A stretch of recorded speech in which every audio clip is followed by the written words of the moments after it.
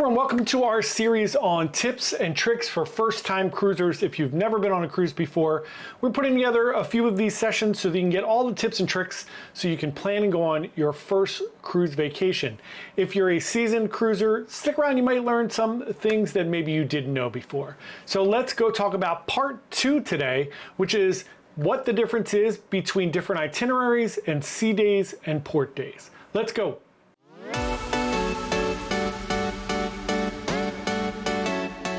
Hi everyone, my name is John from Byte Cruises. Hope you're having a wonderful day. We own a small travel agency here. Our goal on YouTube is to give you the best information possible about cruising so that you can plan and go on an amazing cruise vacation. In your case, your first cruise vacation. We want to ensure you have an amazing time so that you keep coming back cruising and cruising and cruising again. I've been on almost 70 cruises, and I think the first few experiences that you have with cruising are crucial to make sure that you have a great experience and you keep coming back. Otherwise, if you go on your first cruise and it's not what you thought it would be, or it turns out to be a terrible experience, you're not going to want to go on another cruise.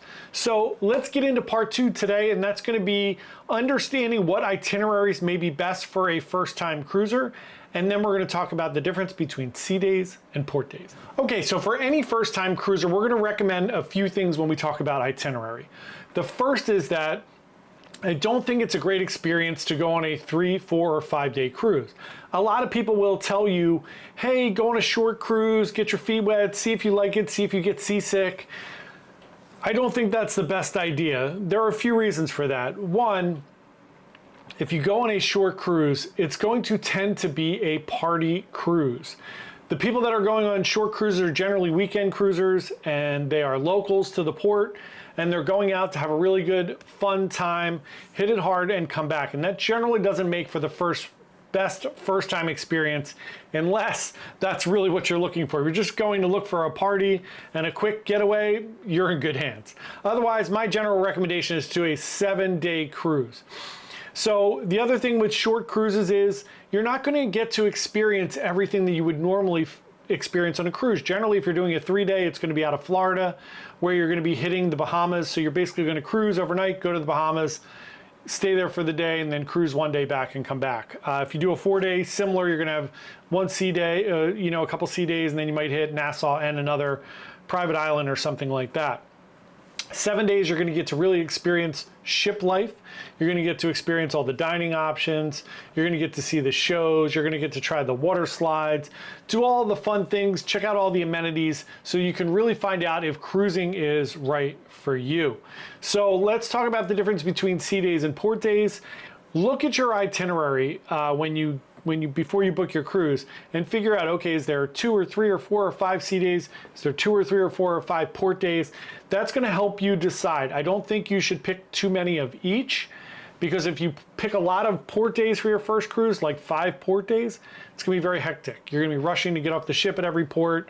And it's going to be a lot of back and forth, and you're, again, not going to get to experience really cruising on a cruise ship, the full experience. If you have a lot of sea days, you may get really bored, or if you get seasick, you might be panicking, like, oh my God, what am I going to do? So generally, I like to say try to do 3 or 4 ports, 3 or 4 sea days, and I think that's a really nice combination for you. For me, it's 4 ports, 3 sea days on a 7-day cruise. I think that is perfect.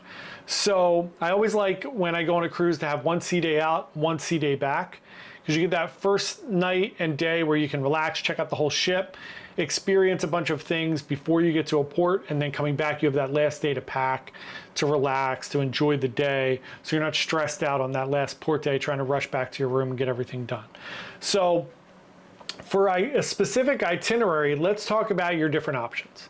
So as you may or may not know, cruises pretty much go everywhere around the world. You can go to North America, South America, you can go to Central America, you can go to Europe, you can go to all through the Mediterranean over there, you can hit the Baltics, you can hit Antarctica, Iceland, you name it, you can get there on a cruise ship, pretty much, Alaska.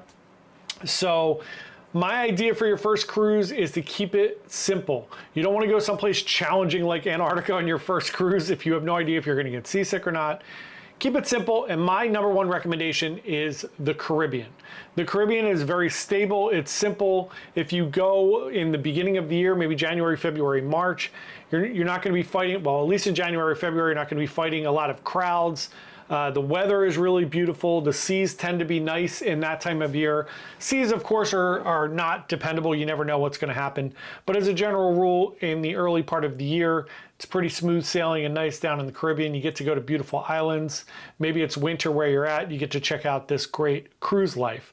So I would pick the Caribbean as your first cruise.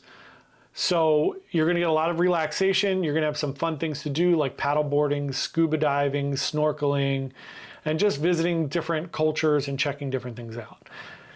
A lot of people will say Mediterranean, but I think Mediterranean is a great cruise. It's a great itinerary. However, for your first cruise, I think it's a little hectic. I think you wind up doing a lot of running around on a European or Mediterranean cruise, where you're in a port every day and you're so excited to like, okay, I got to get off here and I got to try to get a bus to here.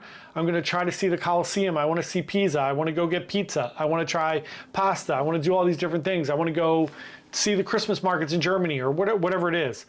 So I think those are better suited for maybe your second or third cruise or even a river cruise, which we could talk about later.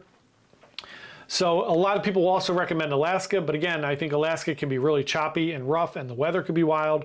So my first cruise recommendation for you is to go to the Caribbean. So that is what I think, that is my opinion on your itinerary and your sea days versus your port days.